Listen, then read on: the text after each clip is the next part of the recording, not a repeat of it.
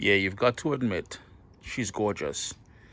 Beautiful red color with the stainless steel. Listen, as soon as people walk in the backyard here, they always comment on how beautiful this thing is. And everybody want pizza.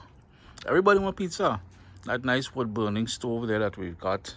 Well, pizza oven. But I use it like an everyday stove kind of oven as well too, because I bake bread in there. I roast my breadfruit in there. I do all kind of, jerk chicken in there as well. Today, what you're looking at, and this was gifted to me several years ago, and I'm only now getting around to doing a video by Empava. It was gifted to me from Empava, and you can see, well, obviously when I'm using it, a couple things. One, that plant would die if I used it here because, generates high heat, and you can see the sort of soot that's left back from, previous opportunities of doing niceness there. And we have the sort of chimney that directs the smoke away. We'll talk about that in a second. But when I'm using it, I usually move it away from here. I bring it more where the barbecue is in the center here. And it has to be away from the wall because the heat it generates will be too much. It will melt the siding of the garage. Notice how tight it is there. But this is just the parking spot for it at the moment. And once you're using it, if you have small children, even adults, you need to warn them that, listen, there's a lot of high heat generated from this thing, and we'll talk about that in a second. You see remnants of the last cook, the last bake that I had in there. And even though this is insulated, and we'll talk about the insulation as well, it will still be hot on the outside, on the exterior. So you have to warn people to keep away from it. And this is why I said when I do it, I usually put it in the center there so there's nothing around it.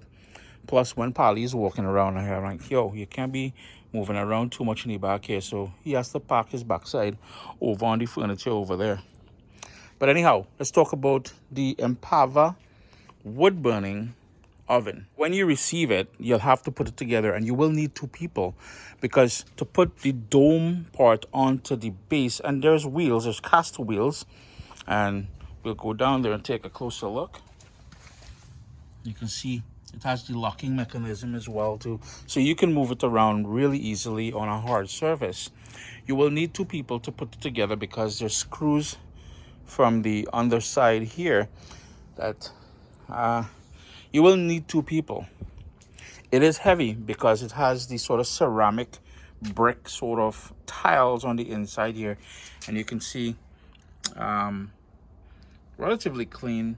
I still have to clean out that area there, but two people indeed you will need to put it together. This part here, the sort of chimney part, is a bit slack, and no matter how much I try to sort that out, I don't know if they purposely did it slack like that, but I've never been able to tighten it in such a way that this isn't as rock the boat baby kind of thing here. Here's the flap. Here's where you would control the amount of smoke coming out, and in turn the combustion in here as well too, because remember, oxygen feeds fire. Needs the carbon dioxide needs to escape, so that is part of the way you would control the heat down in here. Now once you have a fire going in here, you will see a sort of a grate down in the back there, and that allows for the ash. You can sweep it down in there, and it collects down in the bottom down here. In this sort of catchment area over here, there's a pull out that you can pull out at the very back, and that's how you would remove some of, or if not most of, the ash. It does come with a broom, a metal, we have this wire business here, nice and long.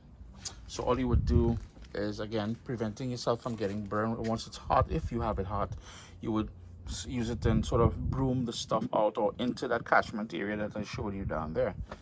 Temperature gauge, nice and convenient, easy to see, easy to read. And once that baby gets up to temperature and the fire is roaring in there, this comes in really handy because I think it's about over 6 feet tall, which means the smoke goes, for most part, unless you're a giant, it goes above you. It doesn't come into your eyes and stuff like that. So I like that feature.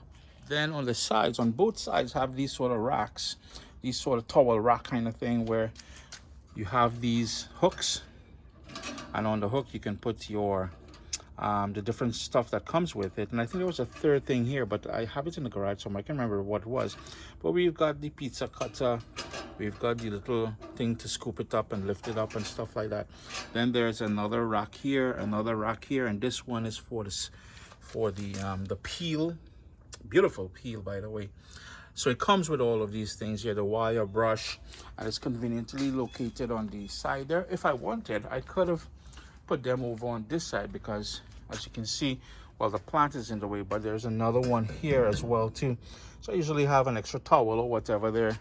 When I'm on cook, I just make a mess, so I always, you know, towel and thing. Subsequent videos, I'll show you guys it with the fire lit, and I've shared those videos with you on Instagram. So I usually start my fire here, I push it to the back, and then you have a really big cook surface here.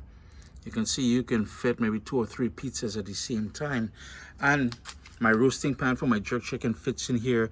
My bread pan fits in here. When I'm making coconut bake, I usually put on the tower and I put it in there.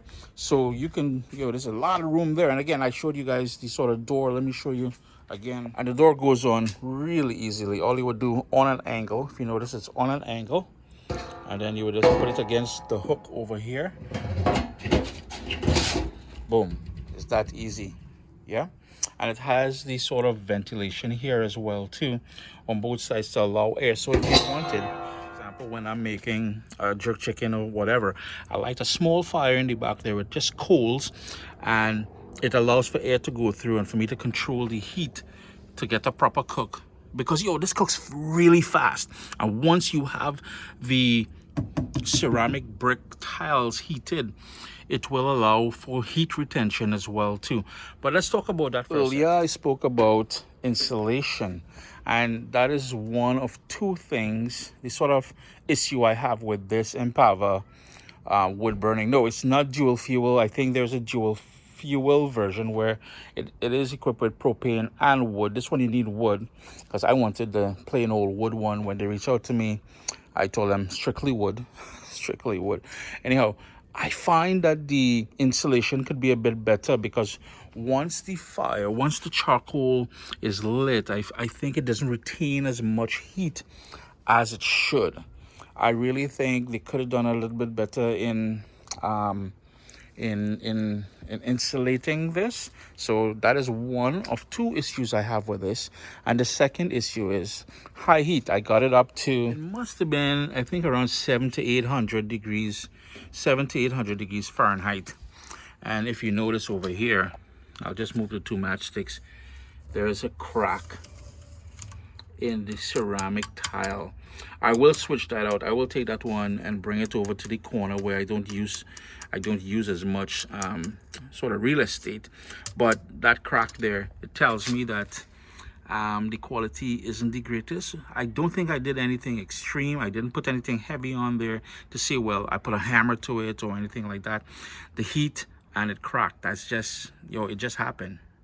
And you can't deny that it is stunning. Empava did a beautiful job in designing this, make your backyard look attractive. So the sort of 3 things actually, the crack on the tile, the insulation, and what I found was, and it's in the garage right now, the sort of cover for it that covers the entire thing during the winter months. I usually cover it. I don't use it in the winter months. It's very flimsy. It could have been a bit thicker, like the quality over here of my grill. That is a thicker texture. It's built for the outdoors. For the Broil King over here, same thing. It's thick, it's robust, but the one for here is very flimsy. The one that came as part of the package, it is very flimsy. Keeping in mind that it is anywhere from 1,200 to 1,500 USD, it is kind of pricey. But would I recommend it? Of course I would. Again, it looks beautiful in your backyard. 2, it helps to complete your sort of outdoor kitchen. And during the winter months, we are trapped in the house here in Canada unless you're into winter sports. So during the summertime, I spend a lot of time in the backyard. I put it to use, and that is the key here. If you know you're going to use it, of course, it's an investment. It will pay off dividends for you. And when I say that, your belly will be happy, your family will be happy with all the food and everything else. Now, if you're buying this strictly for making pizza, keep in mind, you got to make a lot of pizza. You got to make a lot of pizza to sort of, justify the price that you pay for it. In my case, I make bread in here. I make, typical loaves and all those different things, flatbread. I make jerk chicken. I make roasted meats in the pan. I've done a leg of lamb in here. I do fish in here in a roasting pan. So once you know you're going to put it to use, I would say yes. It does take up a bit of room in your backyard. You will need wood.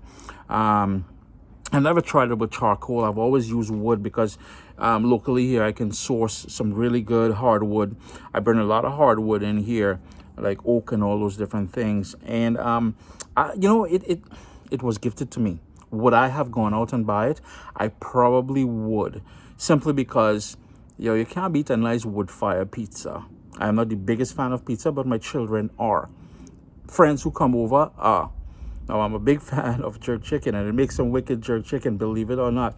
It makes some wicked, that leg of lamb I spoke about. And you can slow braise in here as well to get that heat up. And though you got to play around a little bit with the insulation and maintaining the right temperature and all that.